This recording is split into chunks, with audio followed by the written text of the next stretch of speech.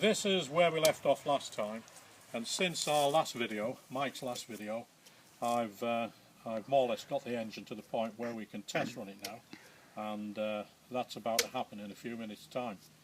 Just before then, I'll just point out one or two things regarding the ignition of this engine. Remember, this is a VW 2.2 litre Great Plains kit, which I built up about 6 years ago, and then laid the engine up. The electrical system is taken from Bob Knuckles' aeroelectric list system, which uses two small batteries, two 9-amp batteries coupled together with solenoid contactors here to bring them both online for starting the engine. They're charged by the permanent magnet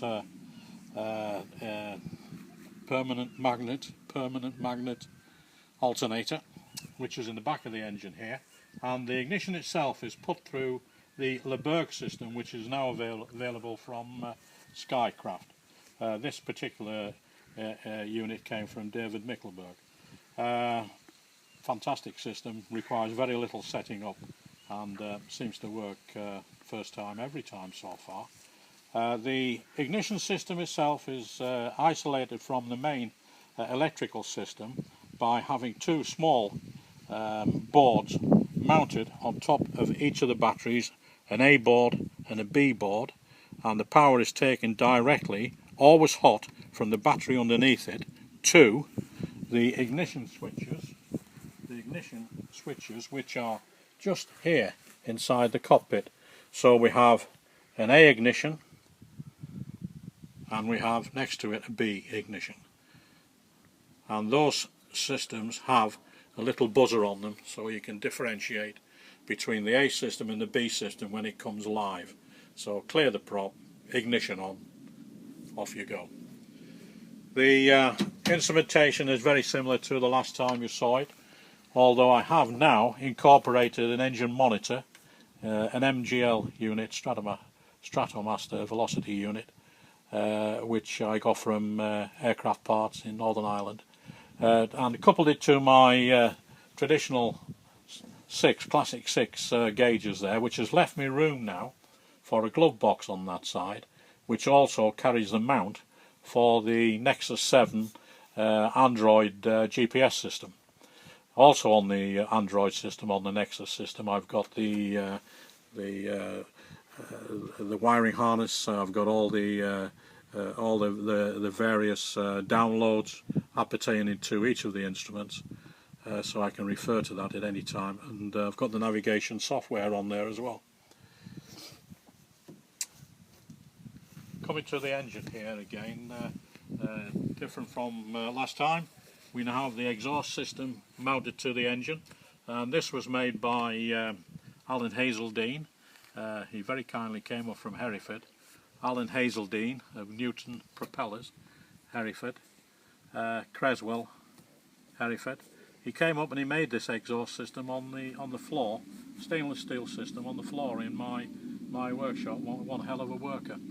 It also has a cabin heat box there, which is attached here alongside the starter, and on the front of the carburettor underneath, which is the Zenith 1821 carburettor, coupled to the carburettor heat box from the filter, carburettor heat box, straight into the carburettor there. This has worked out very well. A little silencing box he put on the back there, and group the 4 down exhaust pipes. You can see how they're being cut and shut to get the radius on. Made one hell of a fine job of it, and that goes into the box, and then you can see where it's deflected at the back with that downward facing pipe.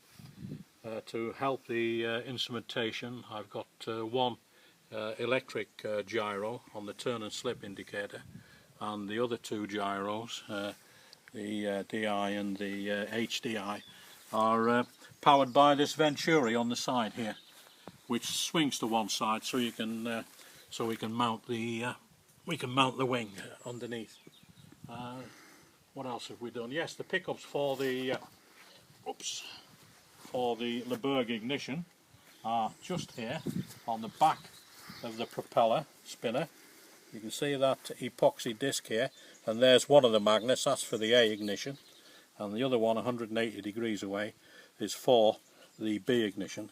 And these two little pickups here, they pick up when the magnet passes the sensor in the nose of these and takes it to each of these individual units on the back there.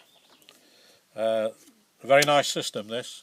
The Leberg system, it maps it in such a way that as the propeller goes over top dead centre, it actually passes top dead centre to start with and puts the spark behind top dead centre and pushes the propeller over, and it does that, it stays in that position up to about 500 revs, and then it's mapped to gradually bring the time in on the other side of the top dead centre, before top dead centre, and I think it finishes up at 25 degrees before top dead centre.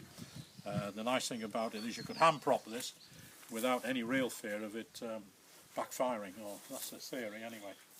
And that's just about it, I think. We've got a video oil pressure sensor here. We've got a video 1/8 NPT sensor for the oil temperature right in the bottom of the sump there. And we also have an oil cooler here. And we'll see how we get on with this, and we're monitoring all the engine parameters on the Stratomaster unit in the cockpit, which we can recall at any time. And that just about sums it up. Oh yes, these are the two, before we go Mike, those are the two coils which are fired up by the ECUs here in the Leberg system. One coil for the A system and one coil for the B system. The A system powers up the top plugs, and the B system coil powers up the bottom plugs. And just like magic, it bursts into life. And that's just about it for the time being.